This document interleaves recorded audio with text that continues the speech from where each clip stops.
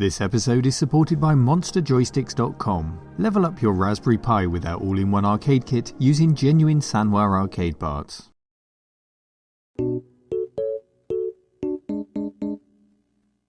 Hello cave dwellers, welcome back to the cave for another review. Gather round and take a look at what we've got, because today's video is prompted by terrible control pads. This one in particular, this is a USB control pad from a Nintendo NES. And I was perhaps a little unfair on this in a recent review because I used an NES last week for the first time in ages, and I came to realise that while this is terrible, it's actually authentically terrible. The old pad was terrible as well. We've come a long way since these little grey rectangles, or white in this case. Now, the pads we're looking at today have been sent by 8BitDo or 8BitDo, I'm not quite sure how you pronounce them, and they should be, if the box is to be believed, a nice balance of that SNES styling coupled with lots of extra buttons to meet the needs of our modern gaming and retro needs. So let's take a look and see if they tick all of our boxes.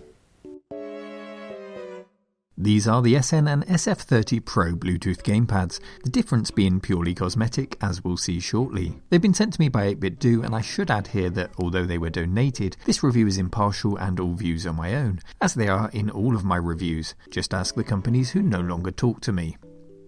They are Switch, macOS, Android, Windows, Steam and Raspberry Pi compatible according to the box, with various caveats for which version you should be running, and you'll need Bluetooth capabilities for wireless use, although a wire is included to connect by USB.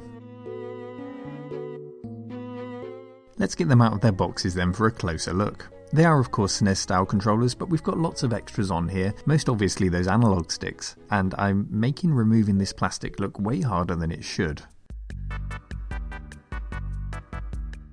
The SF or Super Famicom model has those bright colourful buttons, which I know and love, and the SN or Super Nintendo model has the purple colour scheme native to North America. The purple buttons always remind me of Parma Violet sweets. The X and Y buttons are concave, unlike the SF model, but it's otherwise identical in both look, feel, weight and taste. The plastics and build quality feel exceptional. This is a nicely built bit of kit, and all the buttons feel nice and tight with a good action, even the often overly spongy select and start buttons. This is up there with anything bundled in current gen consoles in terms of the build quality. The D-pad also feels great, and the analog sticks don't feel too bad, just a little odd as the ergonomics of gamepads had moved on by the time we had analog sticks, so there's no protruding grips to hold while your thumbs rest on those sticks, and it takes a little bit of getting used to. But the extra depth of the device over the original style gives you something to grab onto, as well as 2 additional shoulder buttons. And finally there are 2 discrete buttons labelled with a star and an 8BitDo logo, giving us 12 buttons, including the push-down buttons within the analog sticks, plus start and select. It's even got a little rumble motor inside for systems which support that. The box also includes a USB-C cable to charge the pad or connect if you're not using Bluetooth, and it boasts 16 hours of play from about 1 to 2 hours of charge, and the instructions are disappointingly lacking in poor English translations. So first impressions are pretty good, and I'm going to give it a blast now with some games on RetroPie and report back shortly.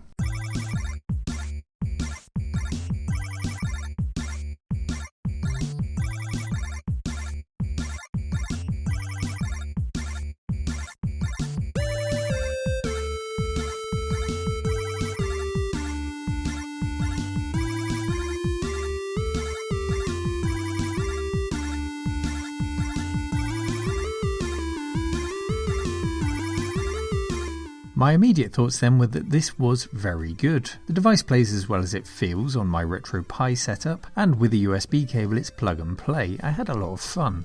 Switching to Bluetooth though did give me a problem in that 2 of the shoulder buttons weren't detected, and after a bit of head scratching I found that by holding Start and Y to power on the pad, which is for Nintendo Switch compatibility mode, resulted in all of the buttons working correctly. It might be nice of 8BitDo to add this in the manual. In fact, there's no mention of the Raspberry Pi in the manual at all.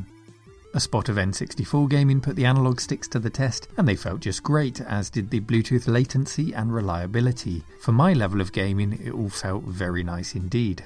Revisiting GoldenEye after all these years, well, that didn't feel too nice at all, but that was through no fault of the controller. Some games are really best kept as treasured memories. and it's nice to see continuous support for the pad through regular firmware updates on the 8BitDo website. This hasn't just been dropped into market and forgotten about.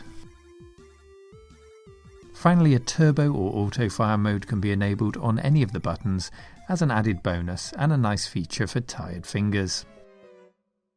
Well, what more is there to say really? It's a really quality little product. It feels great, it plays great, it has all the buttons you need for every system you could likely play on RetroPie, and I've got no hesitation in recommending it to you. It also comes in different styling, and they do similar controllers in different shapes, so do check out the 8BitDo website. There's a link down there at the bottom of the screen to see if there's something that better suits you. But if all of their products live up to this quality, then I'd have no hesitation in recommending them to you. Now, for my daily gameplay, yes, I've still got my monster joystick over here, which gives me a bit more of an arcade experience with that arcade stick styling.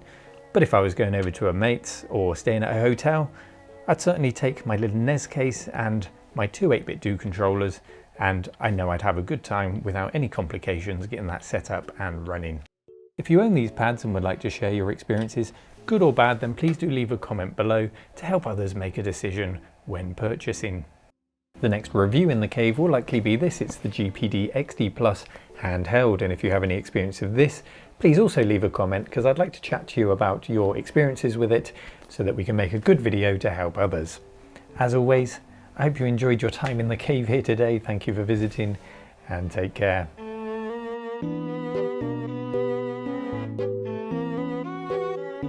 If you enjoyed this episode, please consider supporting the channel using the links in the description, visit monsterjoysticks.com/RMC, or simply subscribe and come back for more soon.